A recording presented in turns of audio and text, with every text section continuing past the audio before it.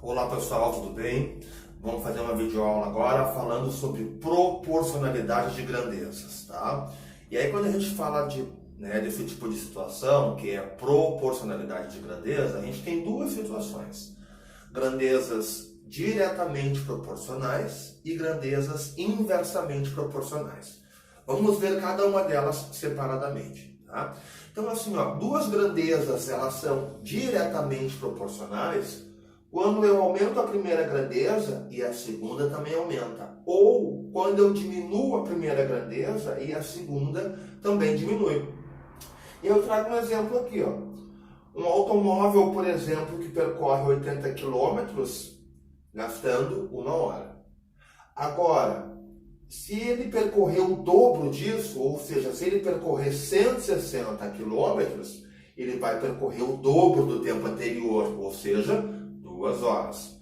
Mas aí, se ele percorrer então 240 quilômetros, que é o triplo da primeira distância, obviamente, ele vai percorrer o triplo, do tempo que ele gastou lá para percorrer os 80. Ou seja, percebam que à medida que foi aumentando a distância que foi percorrida, foi aumentando também o tempo que foi gasto, tá? Só que esse aumento, ele se dá sempre na mesma razão. É isso que a gente tem que se ligar. Então, se a distância dobrou, o tempo também dobra. Se a distância triplicou, o tempo também triplica, certo?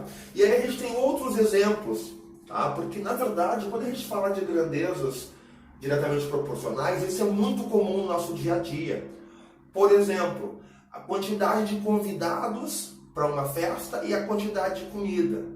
Se a gente tem dinheiro, a gente aumenta a quantidade de convidados e, consequentemente, aumenta a quantidade de comida.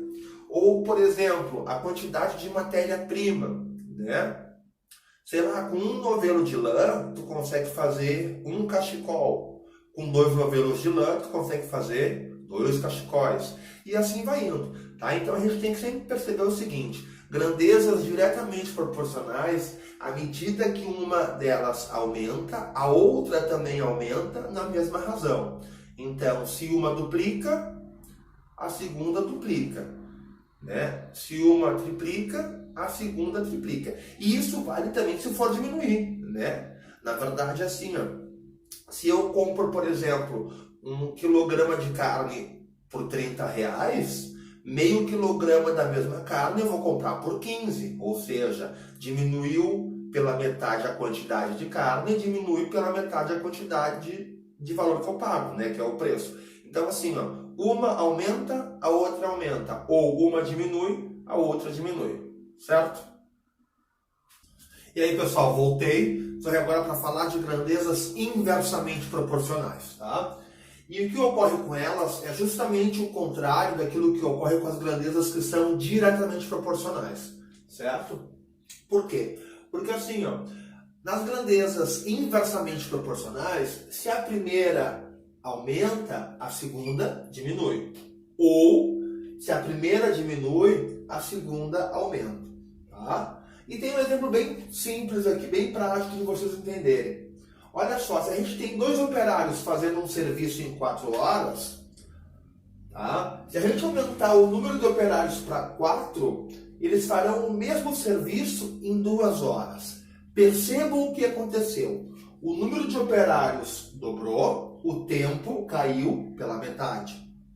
Ou ainda, se a gente aumentar para 8 o número de operários, então a quantidade de operários eu aumentei 4 vezes.